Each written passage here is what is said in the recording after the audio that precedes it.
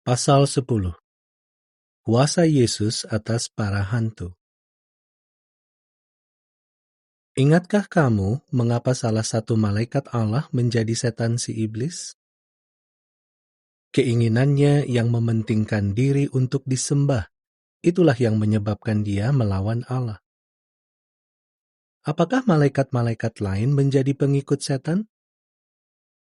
Ya, Alkitab menyebut mereka malaikat-malaikat setan atau hantu-hantu. Apakah malaikat-malaikat yang jahat atau hantu-hantu tersebut percaya kepada Allah?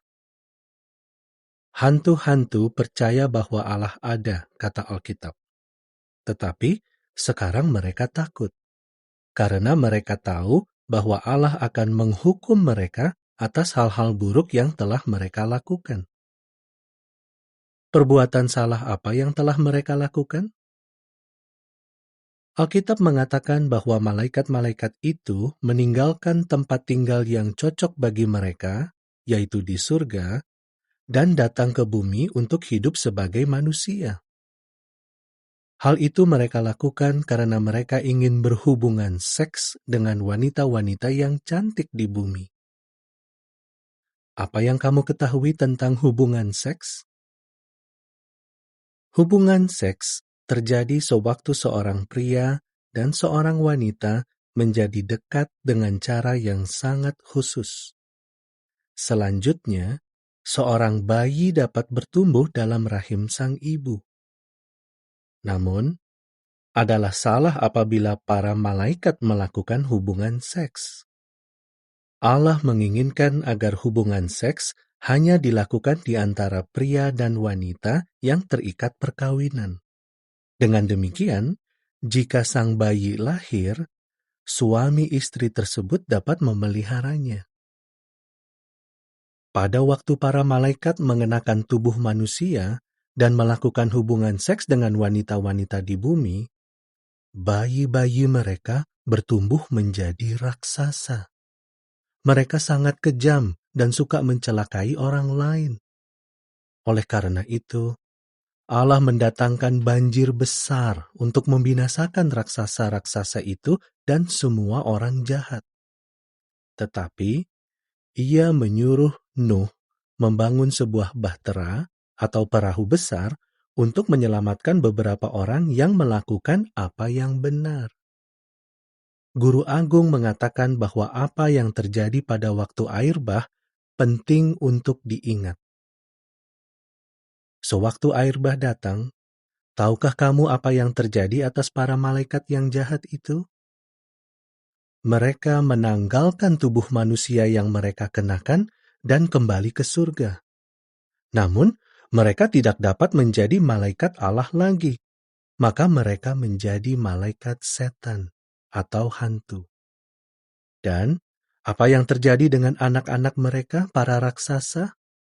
Mereka mati dalam air bah. Demikian juga semua orang lainnya yang tidak menaati Allah. Sejak peristiwa air bah, Allah tidak mengizinkan para hantu menjadi seperti manusia lagi. Namun, walaupun kita tidak dapat melihat mereka, para hantu masih berupaya membuat orang-orang melakukan hal-hal yang sangat jahat. Mereka menimbulkan lebih banyak kesusahan daripada sebelumnya. Hal itu terjadi karena mereka telah dicampakkan dari surga ke bumi. Tahukah kamu mengapa kita tidak dapat melihat para hantu? Karena mereka adalah makhluk roh. Namun, kita dapat yakin bahwa mereka ada. Alkitab mengatakan bahwa setan menyesatkan orang-orang di seluruh dunia, dan para hantunya membantu dia. Dapatkah si iblis dan para hantunya menyesatkan atau menipu kita juga? Ya, tentu apabila kita tidak waspada. Tetapi kita tidak perlu takut. Guru Agung berkata, si iblis tidak berkuasa atas diriku. Apabila kita tetap dekat dengan Allah, Ia akan melindungi kita dari si iblis dan para hantunya. Adalah penting bagi kita untuk mengetahui hal-hal buruk apa yang akan para hantu upayakan agar kita lakukan. Jadi, coba pikir, hal-hal buruk apa yang para hantu lakukan sewaktu mereka datang ke bumi? Sebelum air bah, mereka melakukan hubungan seks dengan wanita-wanita, sesuatu yang tidak patut dilakukan oleh para malaikat. Dewasa ini, para hantu senang apabila orang-orang tidak menaati hukum Allah tentang hubungan seks. Sekarang, saya akan bertanya kepadamu, siapa saja yang boleh melakukan hubungan seks? Iya, jawabanmu benar. Hanya orang yang sudah menikah. Dewasa ini, beberapa anak laki-laki dan anak perempuan telah melakukan hubungan seks, tetapi hal itu salah untuk anak-anak. Alkitab berbicara tentang alat kelamin laki-laki atau penis. Alat kelamin perempuan disebut vulva. Yehua menciptakan organ-organ tubuh tersebut untuk tujuan khusus yang hanya diperuntukkan bagi mereka yang sudah menikah.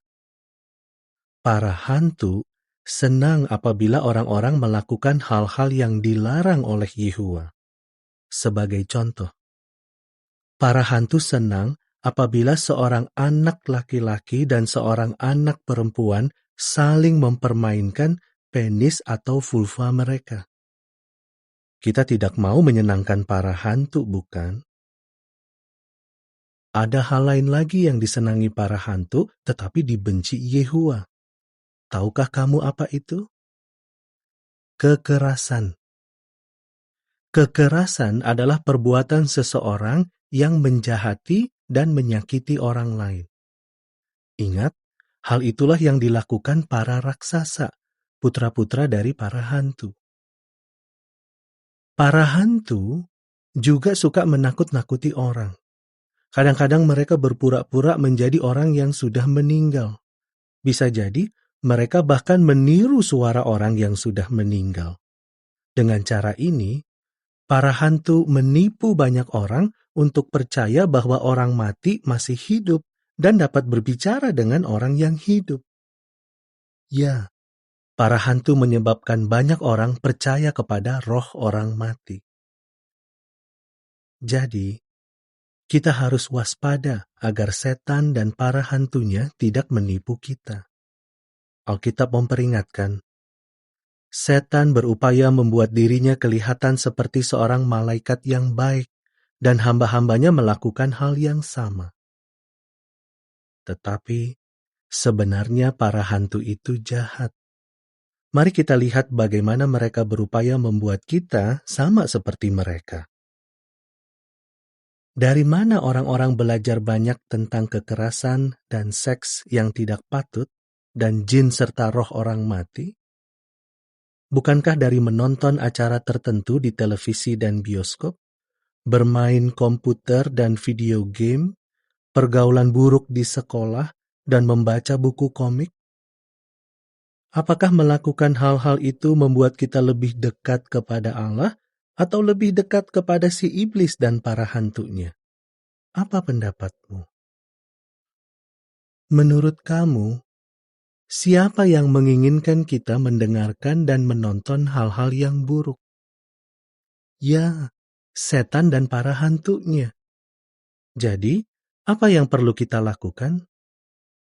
Kita perlu membaca, mendengarkan, dan menonton hal-hal yang bermanfaat bagi kita dan yang akan membantu kita melayani Yehua. Coba pikirkan beberapa hal baik yang dapat kita lakukan. Jika kita melakukan apa yang baik, kita tidak mempunyai alasan untuk takut kepada para hantu. Yesus lebih kuat daripada mereka, dan mereka takut kepadanya. Pada suatu hari, para hantu berseru kepada Yesus, "Apakah engkau datang untuk membinasakan kami?" Markus 1 ayat 24. Tidakkah kita akan bahagia ketika tiba waktunya bagi Yesus untuk membinasakan setan dan para hantunya?